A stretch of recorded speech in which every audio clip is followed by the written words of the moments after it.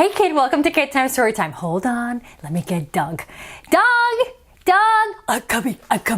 Oh, storyteller. Yes, Doug.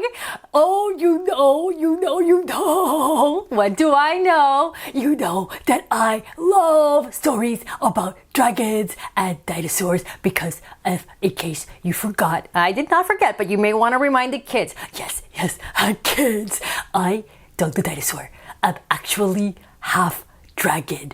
And that explains the little pointy things on the top of my head. But I do not breathe fire, so please do not be concerned. And this one, well, this is a water dragon. Yes, it's a Chinese legend. And I am a bear legend. Yes, you really are a green bear. Thank you, Doug the dinosaur. This is why you are my best friend. But right now, I would like to enjoy listening to the story of the Chinese legend. And then afterwards, we can discuss the bear legend. Okay, let's read. Okay, come on, let's go. Okay, I'm ready. All right, I am ready too. Are you ready as well? The water dragon. What's really cool about this book is something I can't take advantage of because I cannot read Chinese, but if you can, the book is bilingual. It's in English and Chinese. So you can actually freeze up these parts right here and read the Chinese part. Now I'm going to get a little closer. Don't be shy. A little closer. There we go. Just so you can get a better chance of reading the text. Here we go. Long ago, in China, a little boy. That's him right there. Hey kid. His name is Bao, and he lived in a small mountain village. Every day, Bao went into the forest to collect wood. Wow, the village is all the way over here, and he went around the mountain through the path on his way to collect wood.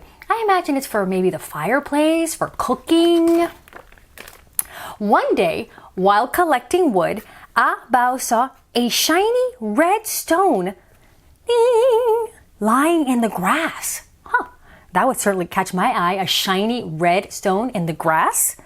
Well, he picked it up, wondering, what could it be? I would be very curious as well. Was it a ring? Is it a gemstone?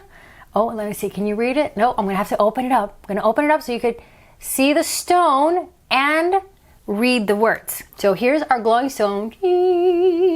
Here's our kid. And here are the words. Bao put the shiny red stone in his rice crock. He immediately heard the rice rattling inside. Soon his crock was overflowing with rice. What? Bao now had more rice than he could ever eat. Wow, all this rice? Do you think that the stone has something to do with it? I mean, rice doesn't just multiply like that. I wonder if the stone is magical. Well, Bao set the shiny red stone in his money jar, and then the coins inside the jar started rattling too. And soon the jar was overflowing with coins. Oh, it's like some magic stone of plenty that just gives you ample amounts of whatever was around it, just multiplies. Well, the shiny red stone must be magical, he thought. I completely agree, Bao. You are spot on and a lucky boy. When his neighbors were out of rice, boo, Bao filled their rice crocks with the magic power of the red stone. Hey! When his neighbors were out of money, Bao gave them money by making the magic power of the red stone go to work. Hey!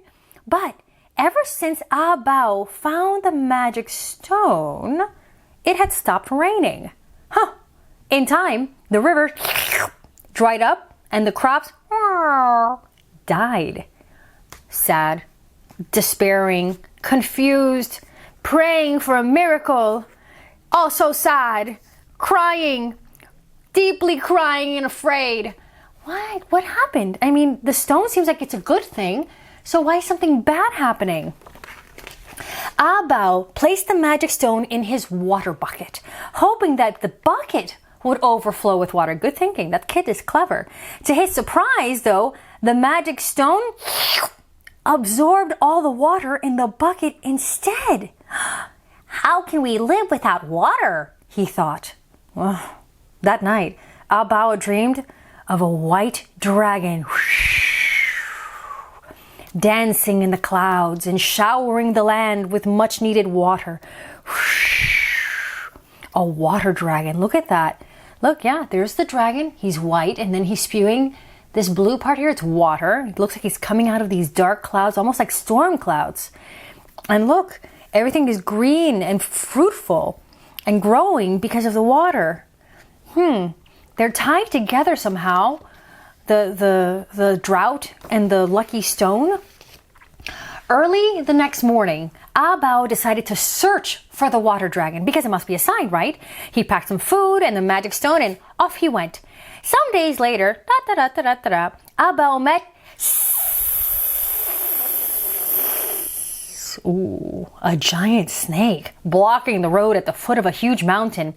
Do you know where I can find the water dragon? Bao asked. If you move the rock off my tail, I will tell you where he is, the snake replied. Okay. Although I have to say that the snake makes me a little nervous. Snakes usually are not helpful, and they are usually up to something. Bao found a branch and lifted the rock off the snake's tail.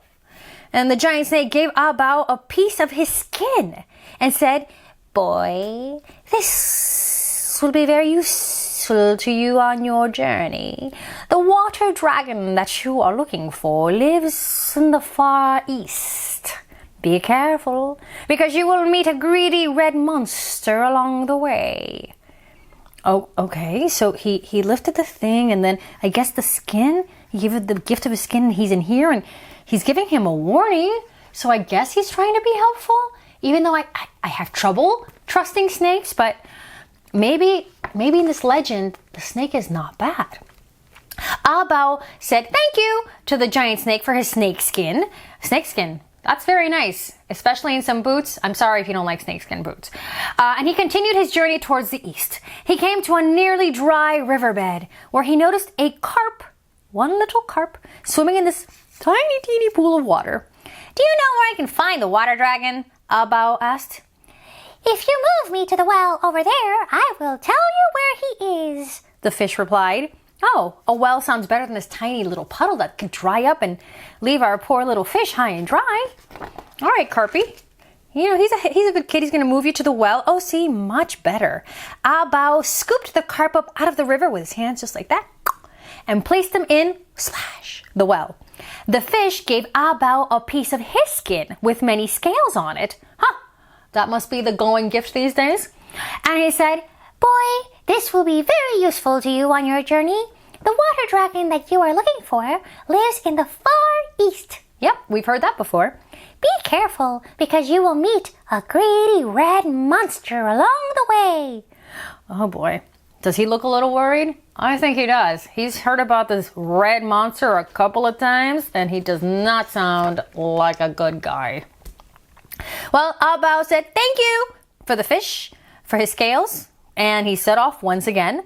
And soon he was walking through this forest, and he came across, it's like a Bambi, came across a deer whose antlers, oh no, were stuck in a tree. Sometimes they use the trees to scratch their antlers and itch themselves, and I guess he got caught sharpening his antlers.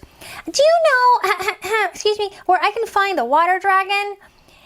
If you remove my antlers, I will tell you where he is, the deer replied. Okay, well, that's very nice. Oh, whoa.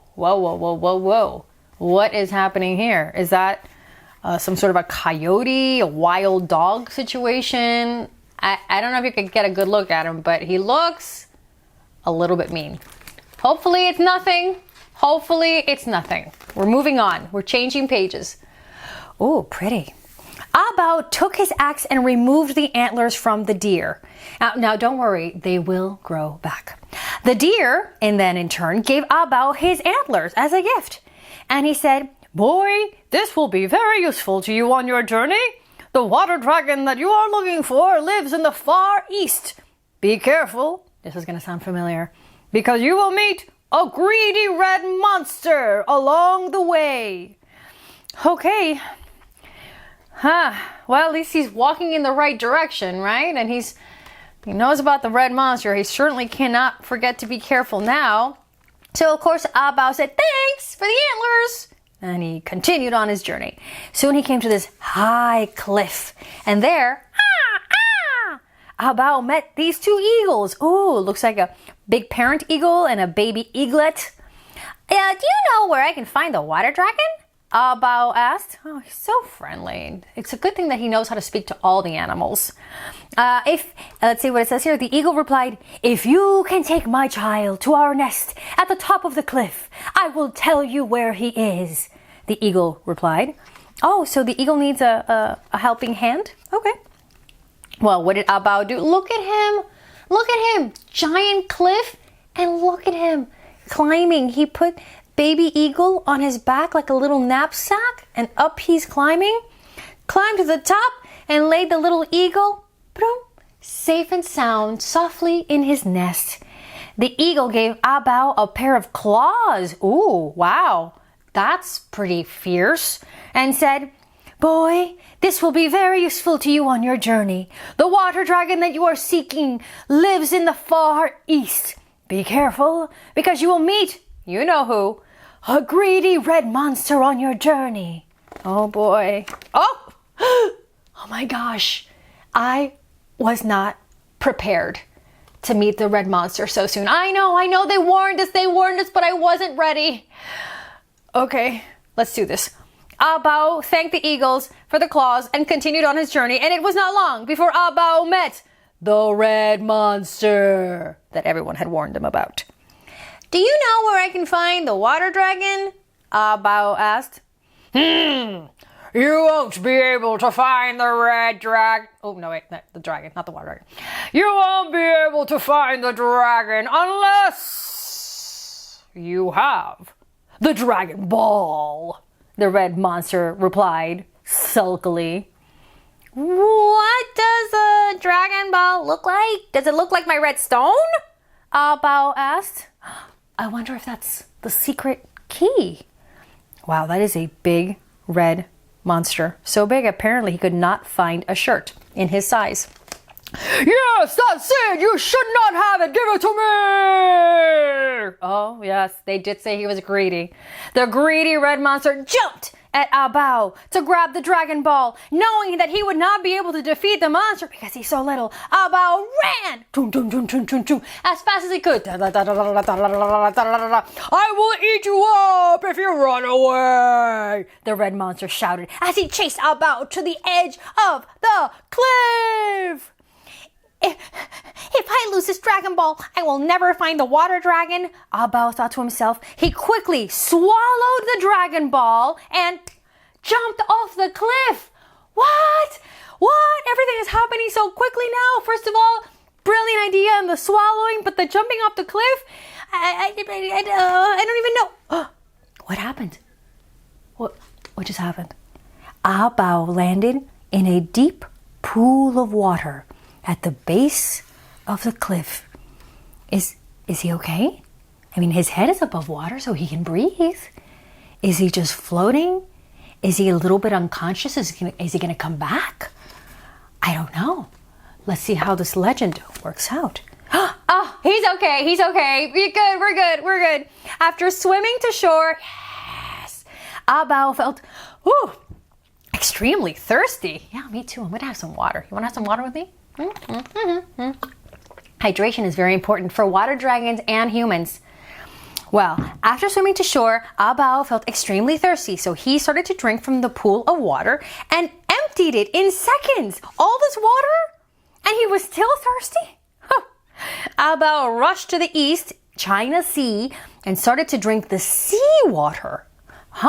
Well, I mean, if you're a regular human, you cannot drink the seawater because it's salty, but maybe something has happened, something magical. I mean, this book is full of magic.